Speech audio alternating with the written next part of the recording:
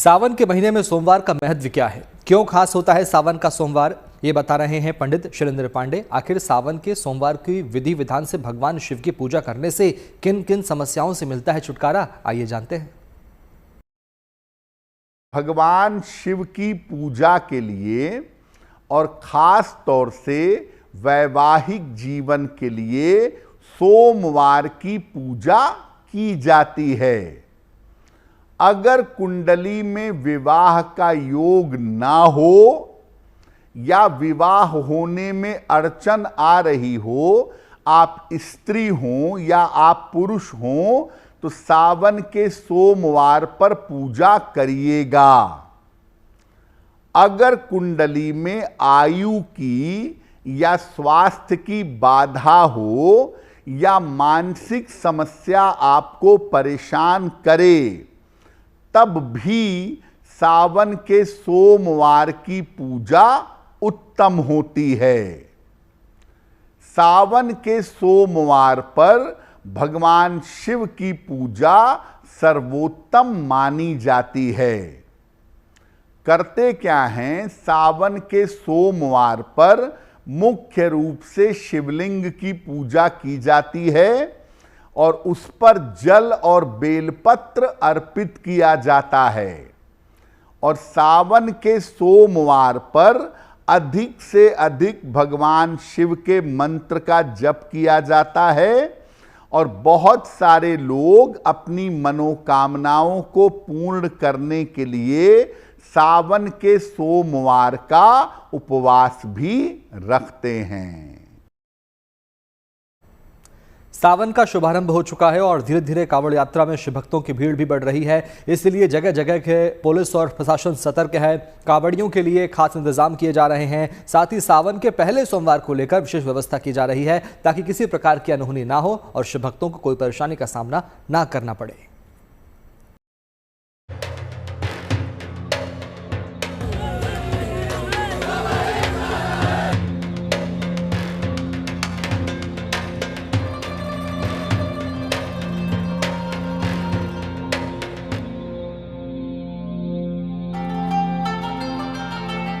सावन के पहले सोमवार को लेकर भक्तों का उत्साह चरम पर है। पूरी आस्था से सावन के पहले सोमवार को लेकर जगह जगह शिव भक्त तैयारी कर रहे हैं। पूरे उत्तर भारत में प्रशासन भी इस खास दिन के लिए सतर्क है और खास इंतजाम में लगा हुआ है। उत्तर प्रदेश के मुजफ्फरनगर में प्रशासन कांवड़ यात्रा और सावन के पहले सोमवार को लेकर मुस्तैद है। यहाँ पर लगातार पुलिस और सुरक्षा कर्मी गश्त कर रहे हैं और लोगों से शांति बनाए रखने और नियम पालन करने की अपील कर रहे हैं। यही नहीं, कांवड़ियों की सुरक्षा के लिए एंटी टेरर स्क्वाड के साथ बम स्क्वाड और आरएफ को भी तैनात किया गया है। जगह जगह पर इनको जो है तैनात किया जा रहा है। जहां पर भी हमारी आवश्यकता लग रही है, जहां पर भी हमको संवेदनशीलता लग रही है, उसी हिसाब से इनको हम नियुक्त कर रहे हैं। और आप देखे होंगे कि पूरे ये जितनी भी चीज़ें होती हैं अल्ट्रा मॉडर्न टेक्नोलॉजी से वो संयुक्त हैं। उनके असलहे बिल्कुल अल्ट्रा मॉडर्न टेक्नोलॉजी से संयुक्त हैं। साथ ही साथ हमारी BDDS की टीम आपके पीछे खड़ी है, बम डिस्पोजल की, जो जगह जगह AS चेक कर रही है। साथ ही साथ RAF भी है और टेथर ड्रोन भी आ चुका है। आपने देखा हुआ टीम, हालांकि बारिश हो रही है लेकिन इसके बाद भी हमारी सारी टीम पूरी तत्परता के साथ ड्यूटी कर रही है। मुरादाबाद में कांवड़ यात्रा को लेकर खास तैयारी की गई है। रास्तों को ठीक कर लिया गया है। साथ ही मुरादाबाद नगर निगम ने एक शिव दरबार का भी निर्माण कराया है, जिसमें 30 फीट के भगवान शिव की प्रतिमा लगाई गई है। कि इस वर्ष नगर निगम मुरादाबाद द्वारा एक पहल करते हुए एक शिव दरबार बहुत ही बड़ा 30 फीट की भगवान शिव की मूर्ति लगाते हुए बनाया गया है और कांवड़ियों के लिए एक विशेष विश्राम स्थल, एक कांवड़ यात्रा शेड भी बनाया गया है, जिसमें 100 से ज्यादा कांवड़ यात्री एक बार में विश्राम कर सकते हैं। साथ ही नगर निगम द्वारा परंपरागत रूप से एक भव्य भंडारे का आयोजन आखिरी सोमवार को किया जाता रहा है। उसके लिए हम अपनी तैयारी शुरू कर चुके हैं। हरिद्वार में सावन के पहले सोमवार को लेकर सुरक्षा के साथ साथ ट्रैफिक और सुचारू रखने के लिए खास इंतजाम किए गए हैं। पैदल कांवड़ियों के लिए छोटे और वैकल्पिक रास्तों से रवाना किया जा रहा है, जबकि हाईवे को डीजे वाले वाहनों के लिए खोला गया है ताकि ट्रैफिक संबंधी कोई अव्यवस्था न हो। सोमवार के पहले रविवार को भी हर की पौड़ी पर और हरिद्वार में श्रद्धालुओं का तांता है। बड़ी संख्या में कांवड़ यात्री यहां पहुंच रहे हैं, लेकिन सोमवार को देखने वाली परिस्थिति जो कि संख्या बहुत ज्यादा होगी, पहला सोमवार होगा, लोग डुबकी भी लगाने आएंगे और कांवड़ यात्री डाक कांवड़ लेकर के निकलेंगे, तो उसी लिए हरिद्वार में एक अलग तैयारियां हैं। चारों तरफ रैपिड एक्शन फोर्स लगाई गई है, ट्रैफिक पुलिस की व्यवस्था है, रूट डाइवर्जन किए गए हैं और कोशिश ये की गई है कि जो कांवड़ यात्री हैं उनकी संख्या अगर ज्यादा हो तो वो अलग अलग रास्तों से निकल पाएं। मतलब जितने भी अलग अलग रास्ते जाते हैं बाजारों से निकलते हुए, यहाँ पर भी देखिए बड़ी संख्या में यहाँ पर भी पैरामिलिट्री और उत्तराखंड पुलिस तैनात है।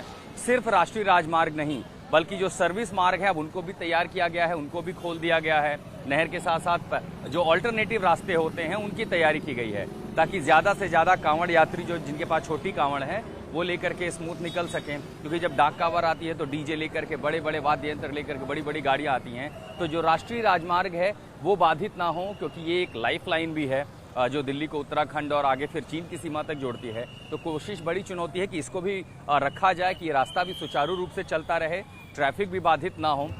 हरिद्वार में जरूरत से ज्यादा बड़े कांवड़ को लेकर भी प्रशासन काफी मुस्तैद है ताकि किसी को कोई दिक्कत न हो। एक सहमति बनाई गई थी कि 10 फीट से ऊपर की कांवड़ों को किसी भी हालत में अलाउ नहीं किया जाएगा। हम लोगों के द्वारा जो डीजे के मालिक हैं जिनके द्वारा ये असेंबल किया जा रहा था उनसे ये आग्रह किया गया है कि 10 फीट से ऊपर की कांवड़ वो ना बनाएं। इसको काफ़ी हद तक इन लोगों के द्वारा मान भी लिया गया है और उनको रिसाइजिंग किया जा रहा है। रिसाइज के बाद वो कांवड़ यात्रा अपना सुचारू रूप से कर सकता है। कांवड़ यात्रा को लेकर चंदौली जिला प्रशासन भी तत्परता के साथ काम कर रहा है। यहाँ के एसपी और डीएम रूट और व्यवस्थाओं का जायजा लगातार ले रहे हैं, तो रेलवे भी मुस्तैद है। चंदौली जिले के दीनदयाल उपाध्याय रेलवे स्टेशन से शिव भक्त कांवड़ यात्रा के लिए सुल्तानगंज जाते हैं और वहाँ से गंगा जल लेकर देवघर के वैद्यनाथ धाम में भगवान शिव का जलाभिषेक करते हैं। ऐसे में इस रेलवे स्टेशन का काफी महत्व बढ़ जाता है, क्योंकि यहाँ बनारस भी नजदीक है, देवघर जाने का रास्ता भी है, इसलिए सावन में यहाँ पर कांवड़ियों का आवागमन बढ़ जाता है। इसलिए रेलवे से लेकर पुलिस प्रशासन ज्यादा सतर्कता बरतते हैं। रूट में किसी भी तरीके की कोई समस्या ना रहे। जनपद में 2 महत्वपूर्ण हमारे शिव मंदिर हैं, कालेश्वर जी, जागेश्वर जी का भी, और वहाँ पर भी हम लोगों ने जितने भी इंतजाम करने थे, चाहे वो पुलिसिया इंतजाम हो या अलग अलग विभागों के द्वारा जो फैसिलिटीज इंश्योर करानी है वो सब हम लोगों ने इंश्योर कर ली है उसके अंतर्गत। इसके अलावा स्टेशन भी बहुत महत्वपूर्ण रहता है, क्योंकि बहुत सारे लोग यहाँ से वैद्यनाथ धाम के लिए जाते हैं और बहुत सारे लोग बनारस भी दर्शन करने आते हैं। तो अभी स्टेशन पे भी हम लोगों ने जितने भी इंतजाम होने हैं उन सबको एक बार दिखा लिया है। यहाँ का कंट्रोल रूम भी हमने चेक कर लिया है और रेलवे से बात करके अगर स्पेशल रिक्स की आवश्यकता हो तो उसकी भी हम लोगों ने प्रोविजन सुनिश्चित करा लिए हैं। दीनदयाल उपाध्याय रेलवे स्टेशन पर पुलिस भी मुस्तैद है। वो घूम घूम कर लोगों को सचेत भी कर रही है, सुरक्षित यात्रा के लिए भक्तों को जागरूक कर रही है ताकि आराम से शिव भक्त अपनी यात्रा पूरी कर सके। बाबा बैजनाथ की तरफ और बनारस की तरफ भारी संख्या में श्रद्धालुओं की मूवमेंट रहती है।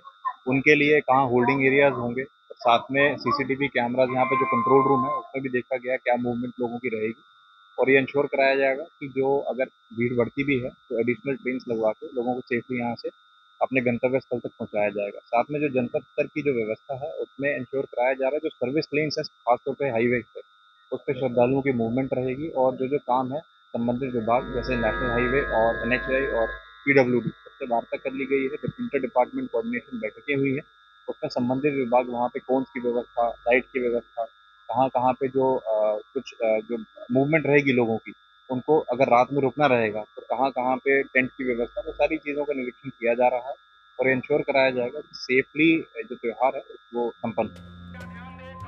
चंदौली के रेलवे स्टेशन पर RPF भी सक्रिय है। वो माइक से अनाउंसमेंट कर लोगों को सुरक्षित यात्रा के लिए प्रेरित कर रही है और भक्तों को ये भी हिदायत दी जा रही है कि भीड़ होने पर वो सुरक्षित यात्रा करें, ट्रेन में लटक कर यात्रा ना करें। इसके साथ रेलवे ने भी ऐसे इंतजाम किए हैं ताकि कांवड़ियों की भीड़ बढ़ने पर स्पेशल ट्रेन भी चलाई जा सके।